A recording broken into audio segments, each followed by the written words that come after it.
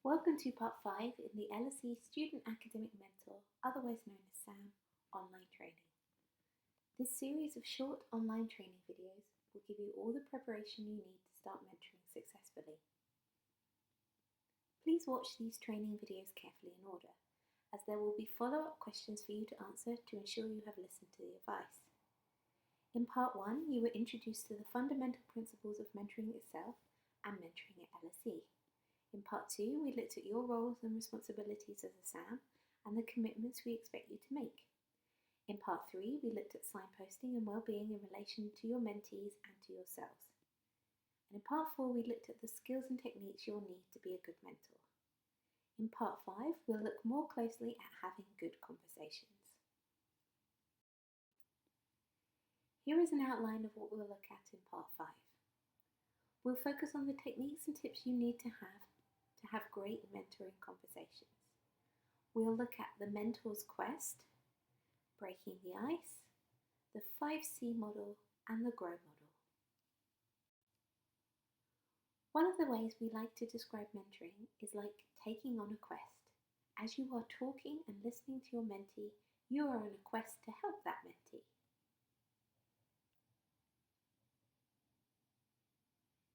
In your quest, you are asking good, open questions. You are helping your mentee feel empowered. They've got this, they can do this. You are offering them your support at first, but you are also signposting them to the right support within the university when it goes beyond something you can help with. And ultimately, you are helping them to transition into being comfortable and happy and not really needing you anymore. Let's look now at being more prepared for those conversations. Essentially, there are 4 key parts of a good mentoring conversation. Be positive. As a mentor, you should never let your mentee feel a problem is too big or can't be solved. Even if it is too big for you to help individually, reassure your mentee someone else in the university will be able to help them. Be adaptable. Your mentee may have messaged you that they want to discuss a particular problem, and then when you actually have the meeting, they want to discuss something else entirely.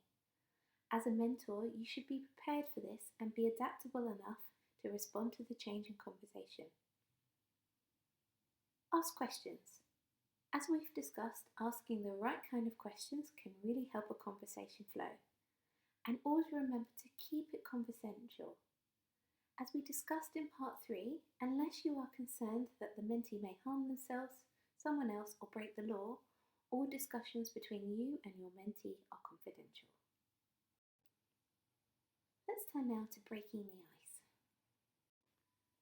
Looking at the feedback from last year, many mentees found being mentored rewarding, but sometimes challenging.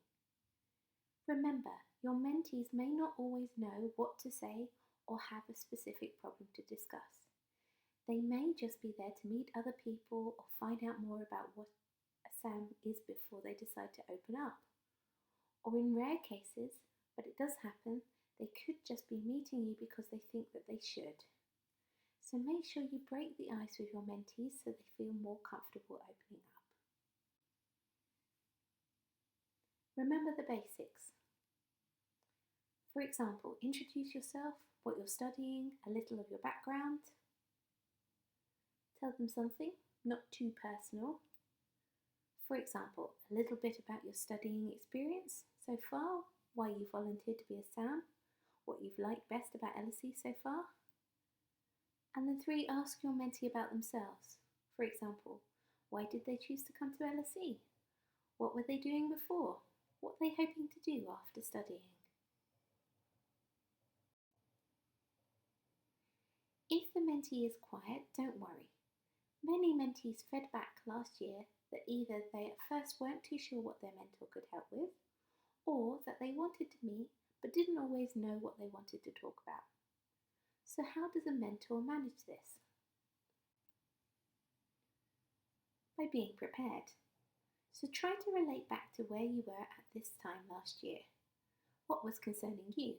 What were you worrying about? What were you working on? What were you reading? What were you doing? Essentially, you should always go to a meeting with a mentee with a backup topic of conversation and some advice.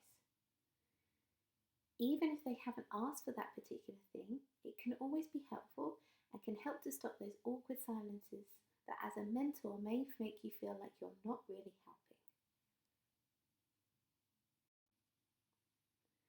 Okay, let's look at the 5C model next.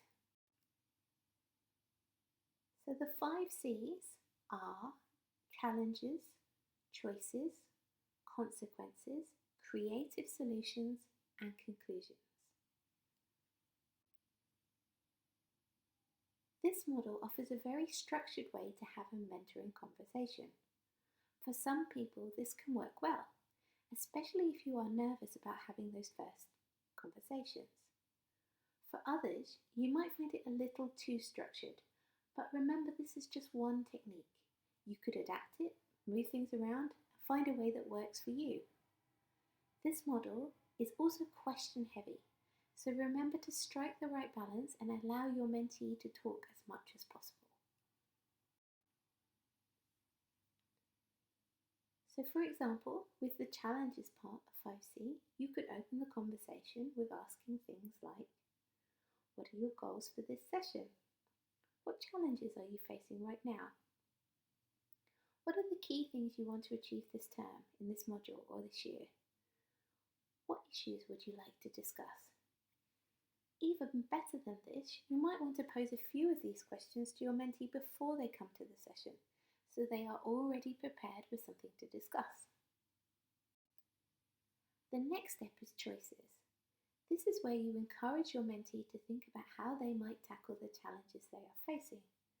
Note that as we have discussed, the emphasis is on the mentee finding their own solution and not you as the mentor providing the answer.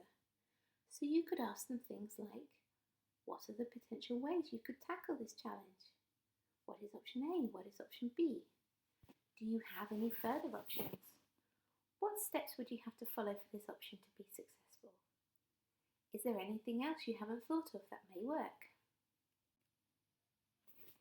Then you might like to explore consequences. So encourage your mentee to think through what might be the results of any chosen option with questions like, what are the positives of your chosen option? What are the potential negatives? Are there any further benefits you haven't thought of? Which of these options do you find yourself instinctively leaning towards? A tricky stage is the creative solution stage. This is where you might want to encourage your mentee to think outside the box or take a helicopter view of the challenge they are facing to see if they can come up with anything more creative. Looking at the various options, is it possible to take some aspects from each or a few and create a new option? Do you know other people who have faced a challenge like this? What did they do? Have you ever experienced something like this in the past? What did you learn from this?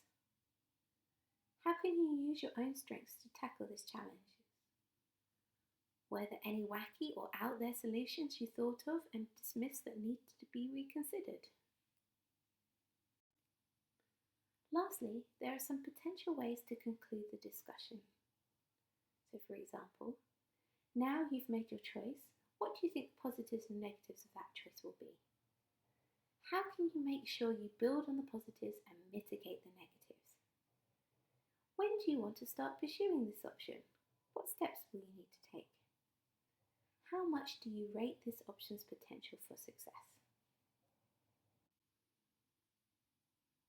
Let's look now at the GROW model. So originally developed in the 1980s by business coaches Graham Alexander, Alan Fine and Sir John Whitmore, GROW stands for Goal, Current Reality, Options or maybe Obstacles, and Way Forward. How would you use GROW with your mentees? So first of all, you could establish with your mentee what their goal is. Do they want to change something, get better at something, learn something new? This is a good way to start off a conversation. Working with your mentee to help them be clear about their goals These could be goals for that meeting, that term, that year, post LSE, big or small, it doesn't matter.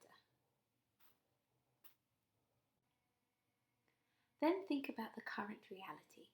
Where is your mentee currently in relation to their goal? By talking through where they are currently, the solution may start to emerge.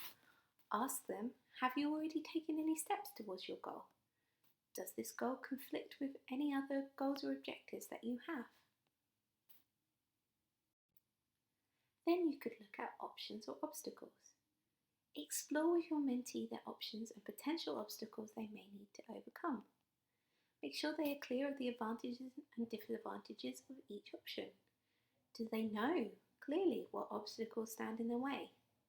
Work with them to think about how to overcome those obstacles.